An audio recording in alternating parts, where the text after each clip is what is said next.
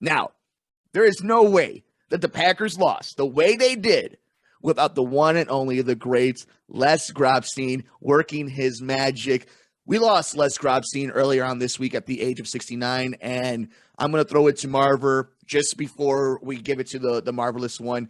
I bagged groceries for Les in Elk Grove over at the Jewel Osco around 2006. Obviously, here at the station WCPT, our general manager, Mark Pinsky, was close to the man.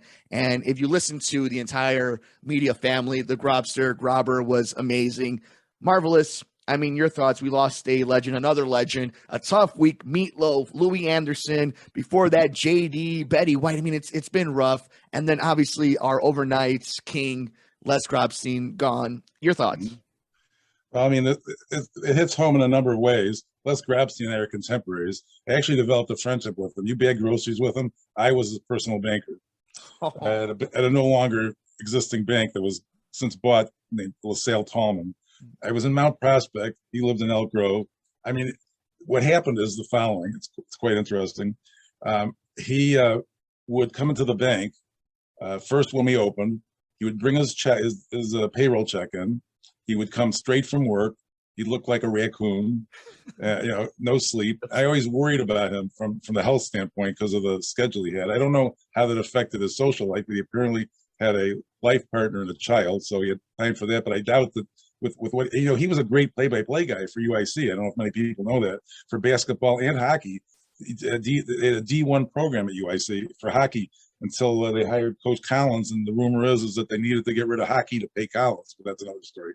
In any event, so he comes into the bank all the time. I say, Les, why don't you set up a direct deposit? He says, no, I don't trust that electronic stuff. It's not going to work for me. And so I said, okay. I thought about it, and I had an idea, and I called him, and I said, that's when WSCR was on Belmont, okay? Mm-hmm. So I said the following.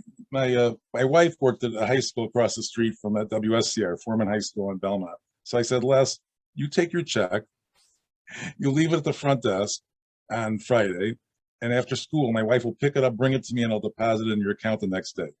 So we did that for a while. So then I would see him all the time. He would be at the Paul games where I'm a season ticket holder, and we talk and whatever, and we compare our memories of details 50 years ago, which was his specialty. He remembered great details. So, I mean, I got the feeling kind of a loner. He didn't have a lot of, probably his friends, so to speak, were mostly truck drivers and insomniacs because of his work schedule. Yeah, right.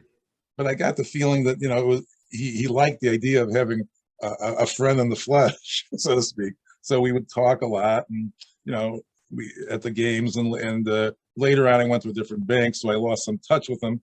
But we used to hang, talk before and after games when he'd be at the Allstate Arena, and more recently Wintrust Arena. And he was at the Loyola game on December 4th was the last time I actually saw him. So I guess he fell into bad health because he was off the air for a while.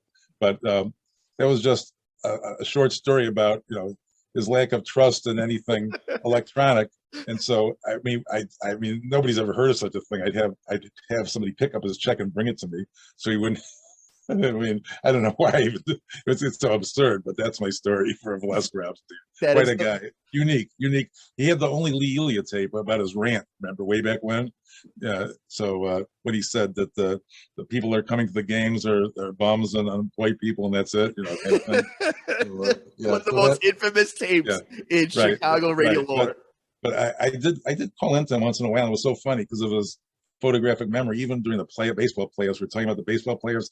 I had one insomnia night, and I talked to him, and I said, "This is Dan." Oh yeah, the guy with the check that he remembered that from 15 years ago. So it's pretty amazing. I mean, they said on the newspaper articles that he was a Google machine before there was Google. So, but I did catch him a couple. Yeah, I did catch him a couple times because my recollection is pretty good too, and there are a couple things that I actually caught him on. So I felt really proud of that. Marver, he really was. Yeah, rest in peace, right? No, you're right. And just everybody has if you're in this family or if you've ever had an experience, you have a story, a Les story. It is something like that. It's funny. It's something so Les. That's all you can say. And he was one of these guys that, for somebody, if you're here new to the Sports Cubicle, you see the video version of the podcast that we're over Zoom, but I work at the station Monday through Friday, and I'm there by 5 in the morning. So whenever you see us or back in the Rewind Sports 60 days, that's the location. And my commute every morning, Monday through Friday at 4:30 was Les Grobstein. So the idea of going from bagging his groceries to being in the same industry with him and him being my passenger all those mornings, and then you hear the stories of him not trusting technology and the Marver family having to take care of him. He is one of a kind. He was one of a kind. And absolutely. And I don't. Have you ever heard of something called Sports Phone? Yes. This was before the internet. For the kids, please. Yes. Yeah, right. You call up a number and you get the scores. And Les was one of the first people on that, where you call up and get scores. Like in the old days, you get the weather, the time of day. There was actually something called Sports Phone. So he was one of the people that was involved with that early on. So you can imagine. Can you imagine there's a place you would call to get sports scores? I mean, that obviously wouldn't survive much today. Much like my father had a mail order business that wouldn't survive today either.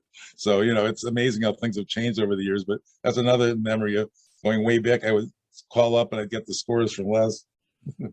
That is why he is a relic of his time that stood the test of time. And that is why, Marvelous, we treasure you on our show, because you are our encyclopedia, and it is great for it. And it has been a great time talking about Les and remembering him and seeing everybody show him love. And we want to know if you have any Les Grobstein stories. Let us know on Twitter at Sports Cubicle TV. Marvelous. We go ahead and hit the break. Yeah. Paul Chivari and Devin Tingle got some hot takes themselves, because trust me, we are not the only ones that are showing and kicking the Green Bay Packers and Aaron Rodgers at this point. Marvelous one. We will be here keeping our eye on the Chicago Bears. If they get a head coach, a GM, what are the Chicago Bulls going to do this next week with an easier schedule? And, of course, we'll show some more love if we come up with any more funny stories of Les Grobstein. Marvelous one. Before we head out, what do you got? Gotta get the Bulls. They're not number one. The Nets are number one. We got to get back in that number one spot.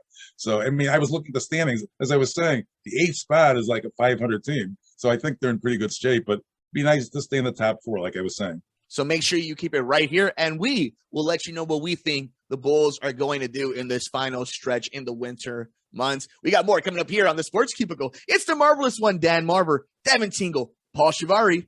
I'm Mike Mercado.